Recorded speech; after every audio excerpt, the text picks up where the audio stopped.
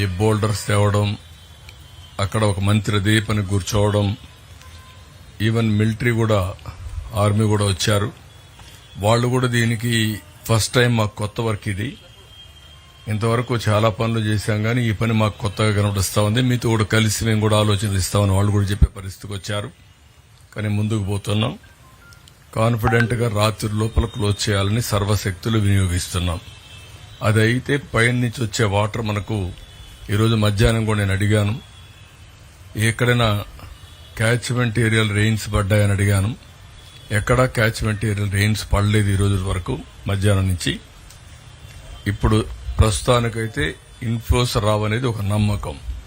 మళ్లీ ఇప్పుడు రాత్రికి పడితే 5-6 గంటల్లో మళ్ళా నీళ్లు వచ్చే ప్రమాదం వస్తుంది. ఏదేమైనా అన్ని జాగ్రత్తలు తీసుకుంటున్నాం, అన్ని కంట్రోల్ చేయడానికి ముందుకు పోతున్నాం. ఇంకొక పక్కన ఒక వార్ ఫుటింగ్ లో మొత్తం కార్యక్రమాలన్నీ చేస్తున్నాం. ఎప్పటికప్పుడు నేను 4-5 రోజుల నుంచి చెప్తున్నాను, పబ్లిక్ నుంచి మేము ఫీడ్బ్యాక్ తెప్పించుకుంటున్నాను.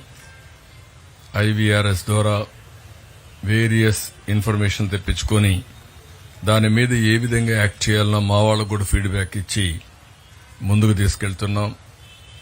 149 సచివాలయాలు అర్బన్ ఏరియాలో, ఒక 30 సచివాలయాలు రూరల్ ఏరియాలో, అదే సమయంలో 32 వార్డుల కింద డివైడ్ చేసి, డివిజన్ల కింద డివైడ్ చేసి ఎప్పటికప్పుడు వచ్చిన సమాచారాన్ని అక్కడుండే ఇన్ఛార్జెస్ పంపిస్తున్నాం. వాళ్ళను కూడా యాక్టివేట్ చేస్తున్నాం. ఇంకా లాస్ట్ మైల్ రీచ్ కావడానికి ఏమేం చేయాలన్నా అవన్నీ చేస్తున్నాం. ఈరోజు మీరు చూస్తే శానిటేషన్ మొత్తం జరిగిందా లేదా అని అడిగితే దగ్గర 76.2% మా ప్రాంతంలో శానిటైజేషన్ బాగా జరిగిందని చెప్పే పరిస్థితికి వచ్చారు. ఇంకా మీ ప్రాంతంలో నీళ్లు ఉన్నాయని అడిగితే 68%, నిన్నటి కంటే ఒక 5% తగ్గింది. ఇంకా నీళ్లున్నాయని చెప్పే పరిస్థితికి వచ్చారు. ఇంకొక పక్కన మెడికల్ క్యాంప్స్ రన్ అవుతున్నాయంటే 76% రన్ అవుతున్నాయని చెప్పారు. నిన్నటి కంటే ఒక 6-7% పెరిగింది. ఇంకొక పక్కన క్వాలిటీ ఆఫ్ ఫుడ్ కూడా అడిగితే 80% క్వాలిటీ బాగుందని చెప్పే పరిస్థితికి వచ్చారు. ఎక్కడైనా క్వాలిటీ బాగాలేకపోతే ఆ కన్సర్న్ ఎవరైతే ప్రిపరేషన్ చేస్తారో వాళ్ళకి చెప్పడం, దాన్ని వీలైతే డిస్కంటిన్యూ చేయడం, లేకపోతే ఇంప్రూవ్ చేయడం, రెండు కూడా సైమల్టేనియస్ గా చేస్తున్నాం. ఈరోజు మీరు చూస్తే ఫుడ్ పాకెట్స్ అయితే 3,12,300 ఫుడ్ పాకెట్స్ ని డిస్ట్రిబ్యూట్ చేశాం. ఇంకొక పక్కన ఏదైతే water bottles 11,54,000 water bottles distribute చేశాం. 4,51,000 మిల్క్ డిస్ట్రిబ్యూట్ చేశాం. బిస్కెట్స్ అయితే 5,70,000 డిస్ట్రిబ్యూషన్ చేశాం. క్యాండిల్స్ కూడా ఎక్కడైతే కరెంట్ లేదో అక్కడ క్యాండిల్స్ ఒక 74,000 ఇచ్చాం. మ్యాక్స్ బాక్సెస్ కూడా ఒక 50,000 ఇచ్చాం. ఇది కాకుండా 224 ట్యాంకర్స్ పనిచేస్తున్నాయి. 400 ట్రిప్పులు తిరిగాయి. ఒక 24 ట్యాంకర్స్ ఏదైతే శానిటేషన్ కూడా ఉపయోగిస్తున్నారు. వాటర్ కనెక్షన్స్ అన్నిట్లో 1,29,000లో 1,16,803 కనెక్షన్ ఇవ్వడం జరిగింది. పైపుడ్ వాటర్ అయితే 2 రోజులు వాడొద్దని చెప్పాం. అదర్ పర్పసెస్ వాడుకోవచ్చు కానీ తాగడానికి వాడేదానికి వీలు లేదు. అది అయిన తర్వాత వాడుకోవచ్చు. 12,197 కనెక్షన్స్ మాత్రం ఇంకా తీసుకోలేదు. దానికి కారణం అక్కడుండే వాళ్ళ దగ్గర అపార్ట్మెంట్స్ లో ఉంటారు, పంపులుంటాయి, అవి తడిచిపోయి ఇబ్బందులున్నాయి. అవి రిపేర్ చేసుకున్న తర్వాత అది వాడుకునే అవకాశం వస్తుంది. శానిటేషన్ మొత్తం మీరు చూస్తే అన్నిటికడ ఈ వర్క్ స్టార్ట్ అయింది. 7,100 మంది శానిటేషన్ వర్కర్స్ రాత్రింబగుళ్ళో పనిచేస్తున్నారు. 12,046 మెట్రిక్ టన్నులు సాలిడ్ వేస్ట్ ని డిస్పోజ్ చేశారు. రోడ్లైతే 458 కిలోమీటర్లు క్లీన్ చేశారు. అందులో 4,058 కిలోమీటర్లుంటే 290 కిలోమీటర్లు క్లియర్ చేశారు. ఈరోజు ఫైర్ డిపార్ట్మెంట్ 110 ఫైర్ స్టేషన్స్ పనిచేస్తున్నాయి, ఇంజిన్స్ పనిచేస్తున్నాయి. 10,000 టార్గెట్ పెట్టుకున్నారు. సాయంత్రం 4:30కి 4,660 ఇండ్లు చేయగలిగారు. ఇప్పటికి 10,000 అయినాయి. రాత్రికి ఒక 15,000 అవుతాయని చెప్పి ఆశిస్తున్నాం. ఇది కూడా వార్ ఫుటింగ్ లో చేస్తున్నారు. కానీ ఇవన్నీ కూడా ఇల్లు చేయాలి కాబట్టి కొంత లాజిస్టిక్స్ ప్రాబ్లమ్స్ ఇవన్నీ వస్తున్నాయి. ఎంత వీలైతే అంత కంప్లీట్ చేస్తారు. ఇంకొక పక్కన 78 కిలోమీటర్ రోడ్స్ కూడా క్లియర్ చేశారు. ఎక్కడ శాండ్ ఉన్నా డర్టీగా ఉన్నా అవన్నీ కూడా నీళ్లు పెట్టి క్లీన్ చేసే పరిస్థితికి వచ్చారు. ఎలక్ట్రిసిటీ మొత్తానికి ఇచ్చారు. కానీ 23,514 కనెక్షన్స్ ఇవ్వలేకపోతున్నారు. అక్కడ నీళ్లున్నాయి, షార్ట్ సర్క్యూట్ వస్తుంది. అదే సమయంలో ఒక్కోసారి ఇబ్బందులు వస్తాయనే ఉద్దేశంతో కరెంట్ షాక్లు కిట్ కోసం ఇవి ఎప్పుడైతే నీళ్లు రిసీడ్ అవుతానే ఇమీడియట్ కనెక్షన్స్ ఇవ్వడానికి సిద్దంగా ఉన్నారు. గ్రామీణ ప్రాంతాలైతే మొత్తం కనెక్షన్స్ అన్ని ఇచ్చేశారు. ఇది కాకుండా మెడికల్ క్యాంప్స్ కూడా 161 మెడికల్ క్యాంప్స్ పెట్టారు. ఈరోజు 12,000 మందిని చూశారు. ఈ 2-3 రోజుల్లో 54,000 మందిని ట్రీట్మెంట్ ఇచ్చారు. ఈరోజు మీరు చూస్తే ట్రాన్స్పోర్టేషన్ దగ్గర 681 వెహికల్స్ పనిచేస్తున్నాయి. ట్రాక్టర్లు, బస్సులు, ఆటో రిక్షాలు, జేసీబీలు, క్రెయిన్స్ ఇవన్నీ కలిపి 681 పనిచేస్తున్నాయి. ఇవి కాకుండా దగ్గర 1,300 పీడీఎస్ వెహికల్స్ పనిచేస్తున్నాయి. లారీలు గాని చిన్న చిన్న ట్రక్స్ గాని 1,300 పనిచేస్తున్నాయి. ఇది కాకుండా బోట్స్ అయితే పవర్ బోట్స్ గాని ఇవన్నీ కూడా 161 ఉన్నాయి. ఇంకొక పక్కన ఇప్పటికీ 28 మంది చనిపోయినట్టు నిర్ధారణ చేశాం. క్రిమేషన్ కూడా వాళ్ళందరికీ పోస్ట్ మార్టం చేసి వాళ్ళకి అప్పచెప్పాం. యానిమల్స్ అయితే 67 చనిపోయినాయి.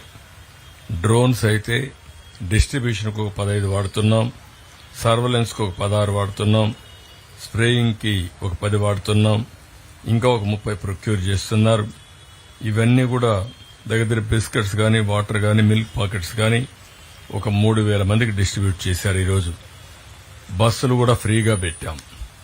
ఎందుకు బస్సులు ఫ్రీగా పెట్టామంటే ఇంటి దగ్గరనే ఉంటే అనునిత్యం ఆలోచించి ప్రతి ఒక్కసారి ఆలోచించి వీళ్లకు కూడా మానసికంగా ఆందోళన చెందుతారు. కాబట్టి బస్సులుంటే కొంత బయట తిరిగితే కొంత ఫ్రీనెస్ వస్తుంది.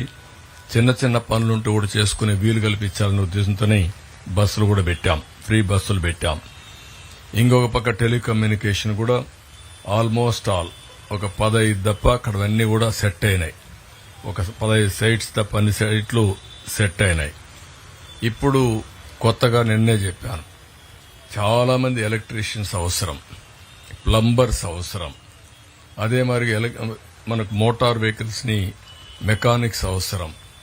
ఈవెన్ గ్యాస్ స్టవ్లని రిపేర్ చేయడానికి మనుషులు కావాలి, చిన్న చిన్న స్పేర్ పార్ట్స్ కావాలి.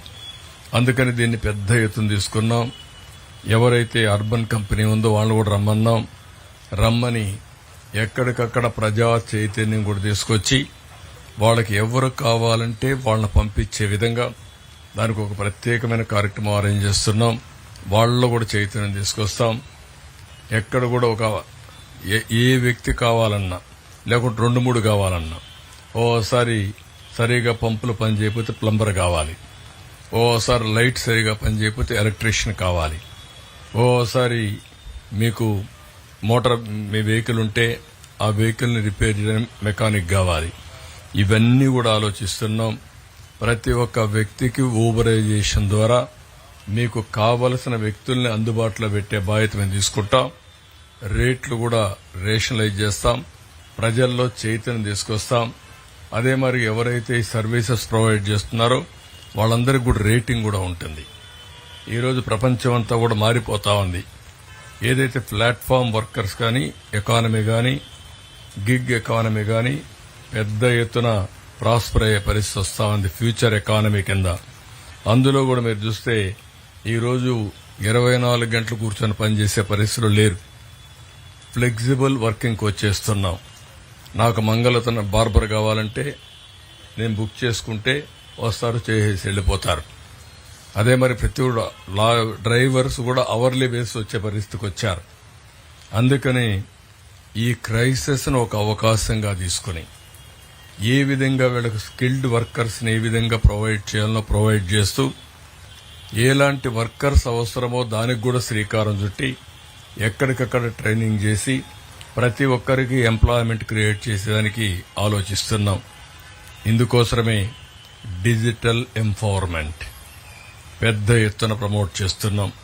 ప్రతి ఒక్కరికి సెల్ ఫోన్లో ఏ పనులు చేసుకోవచ్చు, ఇంటి దగ్గర కూర్చొని ఏ విధంగా సర్వీసెస్ ని ఉపయోగించుకోవచ్చు, లేకపోతే మీకు కావాల్సిన రిక్వైర్మెంట్స్ ఏ విధంగా ఇంటికే తెప్పించుకోవచ్చు, మీరు ఉత్పత్తి చేసే ఉత్పత్తుల్ని ఏ విధంగా మార్కెట్లో అమ్ముకోవచ్చు, మీకు ఏ ప్రోడక్ట్ కావాలన్నా ఆ ప్రోడక్ట్ ని ఏ విధంగా తెప్పించుకోవచ్చునో అవన్నీ కూడా నేర్పించడం కోసం పెద్ద ఎత్తున డిజిటల్ ఎంపవర్మెంట్కి వెళ్తున్నాం. ప్రతి ఒక్క వార్డులో అవసరమైతే ఒక 2-3 పెట్టి, లేదంటే ఒక 5-6 మందిని పెట్టి వాళ్ళందరినీ ట్రైనింగ్ ఇస్తా ఉంటే ఆ ట్రైనింగ్ ఇచ్చిన వాళ్ళని సక్సెస్ రేట్ని బట్టి, వాళ్ళ ట్రైనింగ్ ఫలితాలు బట్టి మేము కూడా సింపుల్ పరీక్షలు కూడా పెట్టి వాళ్లకు డబ్బులు ఇచ్చే పరిస్థితి వస్తాం. ఆన్రోరియం అంటే ఇది కూడా ఇంటి దగ్గర కూర్చొని 10 రూపాయలు సంపాదించుకునే మార్గం. దీనివల్ల భవిష్యత్తులో ఎకానమీ కూడా చాలా మార్పులు రాబోతున్నాయి. నేను అందుకే దాన్ని ముందుగానే ఆలోచించి మొన్న కూడా నేను చెప్పాను, డ్రోన్స్ తో ఫస్ట్ టైం ఫుడ్ అందించాం. మనిషి రీచ్ కాలేని దగ్గరికి డ్రోన్ వెళ్లగలిగింది. దాన్ని ఇంకా ప్రాక్టీస్ చేస్తే చాలా రిమోట్ ప్లేస్ నుంచే మనం పంపించే పరిస్థితి వస్తుంది. ఎవరన్నా కష్టాల్లో ఉన్నారని ఫోన్ చేస్తే అక్కడి నుంచి మనం ఆ ఫోన్ ఏదైతే ఉందో జీపీఎస్ చూసుకుని ప్రోగ్రామింగ్ చేసి నేరుగా అతనికి పంపించే అవకాశాలు వస్తాయి. ఇలాంటి అనేకమైనటువంటి మార్పులు తీసుకురావాలని ఒక డ్రోనే కాదు, ఒక సీసీటీవీ కెమెరా, ఒక సెల్ ఫోన్, ఈ 3 ఉపయోగించుకుని నాలెడ్జ్ ఏదైతే ఉందో ఆ నాలెడ్జ్ అంతా కూడా ఊబరైజేషన్ ద్వారా ఆర్టిఫిషియల్ ఇంటెలిజెన్స్ గాని, మెషిన్ లెర్నింగ్ గాని, అనలిటిక్స్ కూడా తయారు చేసి నిర్ణయాలు ప్రాపర్ గా చేసే విధంగా కూడా ముందుకు పోబోతున్నాం. దీనికి ఇక్కడ క్రైసిస్ వచ్చింది కాబట్టి ఈ క్రైసిస్ ని ఒక ఆపర్చునిటీగా తీసుకుంటాం. ఆపర్చునిటీగా తీసుకుని ఇవన్నీ చేస్తాం. ఇంకొక పక్కన ప్రతి ఒక్క కుటుంబానికి ఈ రోజటి నుంచి 3 రోజుల్లో మాక్సిమం, ఈ రోజు ఒక రోజు అయింది, రేపు ఇంకొక 2 రోజుల్లో 100% మనం ఇవ్వాల్సినవన్నీ కూడా ఇవ్వడానికి ప్రయత్నం చేస్తున్నాం. అంటే ప్రతి ఒక్క కుటుంబానికి 25 కేజీల బియ్యం, 1 కేజీ కందిపప్పు, 1 కేజీ చక్కెర, 1 లీటర్ పామాయిల్, 2 కేజీలు బంగాళాదుంపలు, 2 కేజీలు ఉల్లిపాయలు, ఈ 6 ఐటమ్స్ తో ఒక ప్యాకేజ్ ఇస్తున్నాం. నేను మళ్లీ చెప్తున్నా, ఇవన్నీ కూడా ఈ ప్రభుత్వం మీకు ఇచ్చే ఒక ప్యాకేజ్. ఇక్కడ చిన్న పెద్ద వ్యత్యాసం నేను చూడడం లేదు. పేదవాడ ధనికుడని కూడా చూడడం లేదు. ఈ రోజు ఈ తుఫాను, ఈ యొక్క వరదలైతే అందరినీ సమానంగానే చూశాయి. కింది ఫ్లోర్ లో ఉంటే అందరూ కూడా బట్టలతో సహా పోగొట్టుకున్నారు. ఫస్ట్ ఫ్లోర్ లో ఉంటే 3 రోజులు పని లేకుండా 5-6 రోజులు ఇంట్లో ఉండే పరిస్థితికి వచ్చారు. అందుకే ఈ ప్యాకేజీని అందరికీ వర్తింపజేస్తున్నాం. ఈ ప్యాకేజీ మీకు వచ్చే వరకు ఫుడ్ సప్లై కూడా కొనసాగిస్తాం. ఈ రోజు నేను అడగబోతున్నాను ప్రతి ఒక్కరిని, మీకు ఫుడ్ అవసరమా లేదని. మీరిచ్చే దాన్ని బట్టి 80% మేము అక్కడ సప్లై చేస్తాం. అప్పుడు మీకు ఫుడ్ రాలేదనే బాధ ఉండదు. ఆ విధంగా ఫుడ్ కూడా పంపిస్తాం.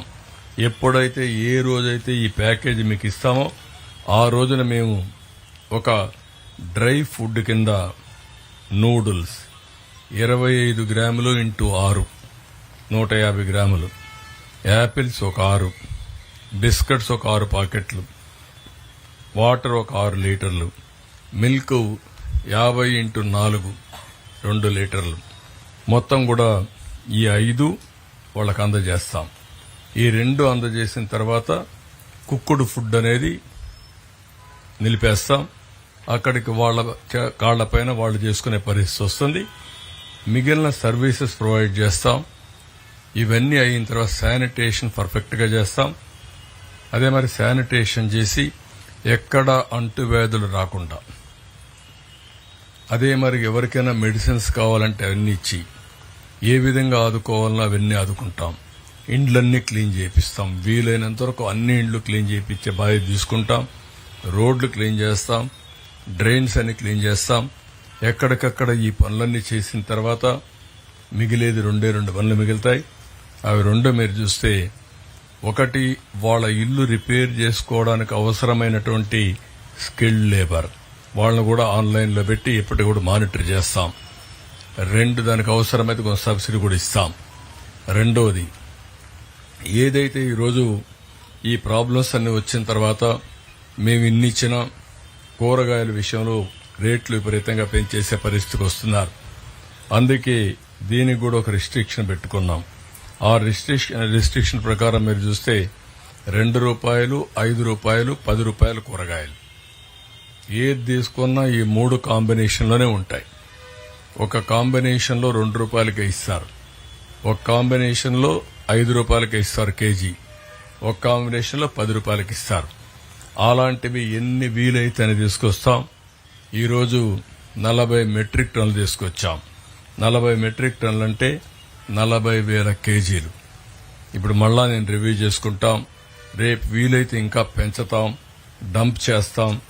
ఎంతవరకు కూరగాయలు అవసరమో అంతవరకు సప్లై చేయడానికి ముందుకు పోతాం. రేట్లు పెంచకుండా చూడడం కోసం దీని మీద ప్రత్యేకమైన శ్రద్ధ పెట్టాం. ఇది కూడా కంప్లీట్ చేస్తాం. ఇది కాకుండా ఇండ్లు, చాలా మంది బాధపడుతున్నారు. సర్వస్వాన్ని కోల్పోయాం. ఏం చేయాలనో దిక్కుదిలిన పరిస్థితిలో ఉన్నాం. బట్టలు కూడా తెచ్చుకోలేకపోయాం. ఆ బట్టలే కట్టుకునే పరిస్థితికి వచ్చాం. చాలా మంది బాధపడుతున్నారు. క్యాంపులకు వచ్చే వాళ్ళకి బట్టలు ఇవ్వగలిగాం, క్యాంపులకు రాని వాళ్ళకి బట్టలు కూడా ఇవ్వలేకపోయాం. ఈ లాజిస్టిక్స్ ఇవన్నీ సమస్యల వల్ల. ఇప్పుడు దానికోసం ఇంకొక పక్కన ప్రతి ఒక్క ఇంట్లో పుస్తకాలు పోవడం, చిన్న చిన్న బెడ్స్ ఇవన్నీ ఉంటాయి కూడా పోవడం, యుటెన్సిల్స్ పోవడం. ఇంకొకటి కాదు, ఎలక్ట్రానిక్స్ కూడా ఆ ఇంట్లో ఉంటే ఒక ఫ్రిడ్జ్ గాని, లేకపోతే ఒక టీవీ గాని, ఒక గ్యాస్ ఉన్న స్టవ్ గాని, లేకపోతే ఇంకా చిన్న చిన్నవన్నీ ఏసీ గాని అన్నీ పోయినాయి. ఒక సైకిల్, స్కూటరు, మోటార్ బైక్ ఉంటే, ఆటో ఉంటే, కారు ఉంటే అన్ని పోయే పరిస్థితికి వచ్చింది. ఇవన్నీ అనలైజ్ చేస్తున్నాం. ఏం చేయాలి, ఏం చేస్తే వీళ్లు మళ్ళా నిలదొక్కుంటారో ఆలోచిస్తున్నాం. ప్రభుత్వం చూస్తే ఒక లెగసీ ప్రాబ్లమ్స్ నేను చెప్పాను. ఈరోజు ఏదైతే మనం చూసిన తర్వాత చాలా దారుణంగా బుడమేరుని 3 బ్రీచెస్ వస్తే గుర్తుపట్టలేని వ్యక్తులు, అది ఆ రోజు చేసుంటే ఇంత నష్టం వచ్చేది కాదు. ఇప్పుడు కూడా ఎదురుదాడి చేస్తున్నారు గాని ఎక్కడా వాళ్ళల్లో తప్పు జరిగిందనే బాధ లేదు.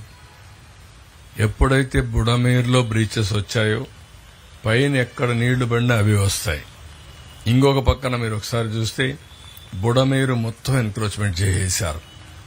వీళ్లు ప్రైవేట్ గా కూడా కబ్జాలు చేసేశారు. దానివల్ల నీళ్లు పోలేని పరిస్థితికి వచ్చాయి. అన్ని కలిపి విజయవాడలో ఉండే వాళ్ళకు శాపంగా తయారైంది.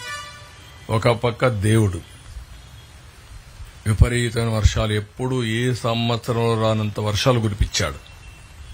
హైయెస్ట్ డిశ్చార్జ్ 11,90,000 క్యూసెక్స్ నీళ్లు డిశ్చార్జ్ చేసే విధంగా ప్రకాశం బ్యారేజీ కడితే ఈరోజు 11,43,000 క్యూసెక్స్ ఆఫ్ వాటర్ వచ్చింది. ఇక్కడ 35,000 క్యూసెక్స్ ఆఫ్ వాటర్ వచ్చింది. ఈ రెండు కలిపితే 11,90,000 క్రాస్ అయ్యే పరిస్థితి వస్తా ఉంది. కానీ ఇది ఒక పక్క, ఇంకొక పక్క మానవ తప్పిదం. ఈ రెంటి వల్ల చాలా సమస్యలు వచ్చాయి. అవి రెండు కరెక్ట్ చేయడానికి సర్వశక్తులు ఒడ్డుతున్నాం. కానీ చాలా మంది సర్వస్వాన్ని కోల్పోయారు. ఈ రోజు కూడా నేను సిటీకి పోతే నేను చూశాను, సాయంత్రం కూడా వాళ్ళ ముఖంలో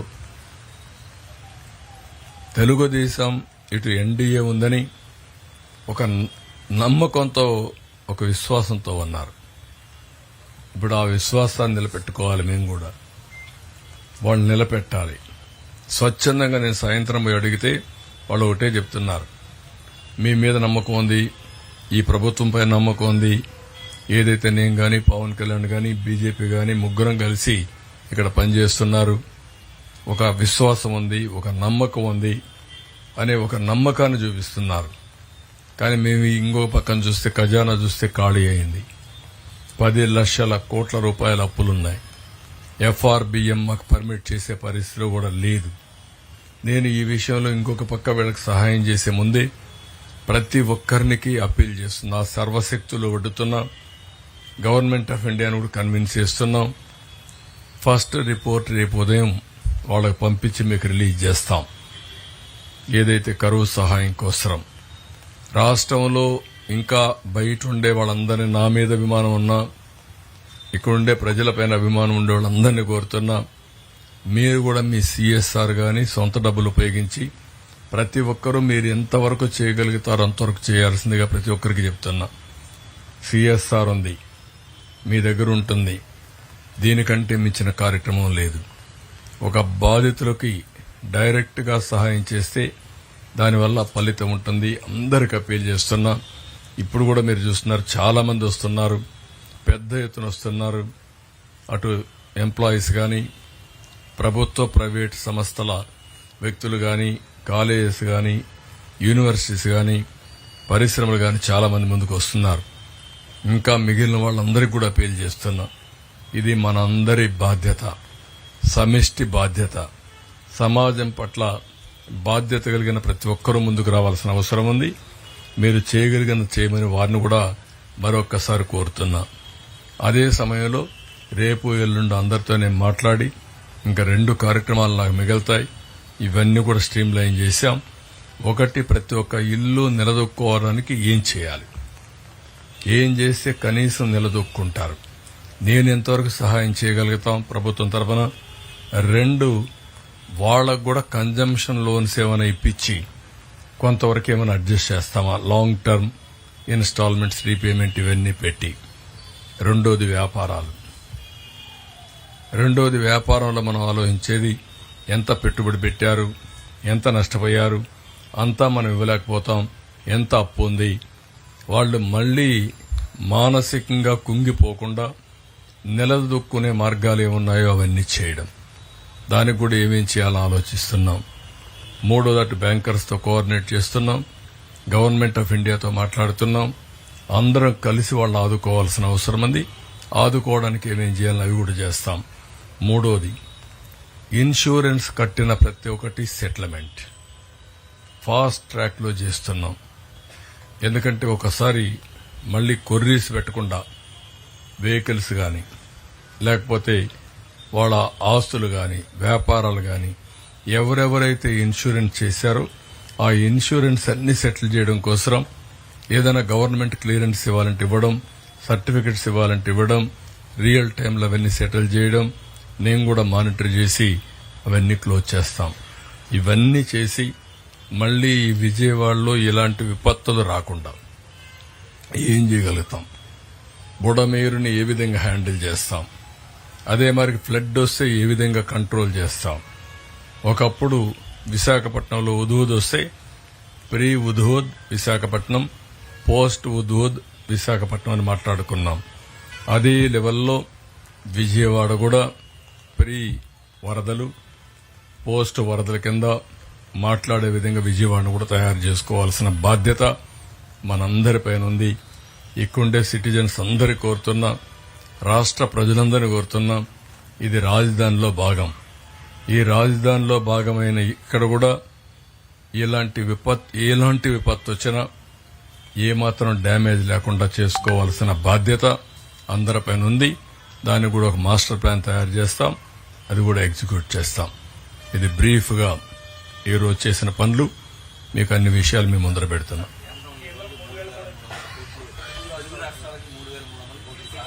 లేదు, అది కరెక్ట్ కాదు. ఊరికి రూమర్ అది మీరంతా కూడా అది కరెక్ట్ కాదు. ఇంకా రాలేదు, కన్ఫర్మేషన్ ఏం లేదు. మనం ఇంకా రిపోర్ట్లే పంపలేదు. ఇది ఊరికే ఎక్కడో ఫ్లోట్ అయిన ఇన్ఫర్మేషన్. అది not correct. Tomorrow morning we are sending report. ఇది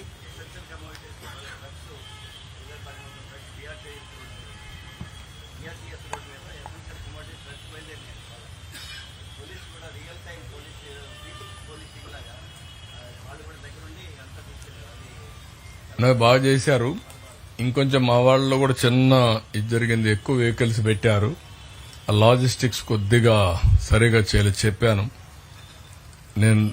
ఎందుకంటే నేనంటే కొంచెం ప్రజల్లో ఒక విశ్వాసం, నేను ఏది చేసినా పద్ధతి ప్రకారం చేస్తానని. ఎవరు పద్ధతి ప్రకారం చేయకపోయినా, పద్ధతి తప్పినా బ్లేమ్ నా మీద వస్తుంది. నేను ఆ మాట మా వాళ్ళకి చెప్పాను. ఈరోజు 80,000 డిస్ట్రిబ్యూట్ చేయాలనుకున్నాం. ఈరోజు డిస్ట్రిబ్యూట్ చేసింది 15,000 డిస్ట్రిబ్యూట్ చేయగలిగాం. There is some problem. కడాను వీళ్లు ప్యాక్ చేయడంలో కూడా కొన్ని ప్రాబ్లమ్స్ ఉన్నాయి. రేపు మేము ఒక 40,000, 45,000 వరకు ఒక 16 డివిజన్లు ప్రారంభించారు. ఈ 16,000లో ఇదే మరి డిస్ట్రిబ్యూషన్ చేసేస్తాం.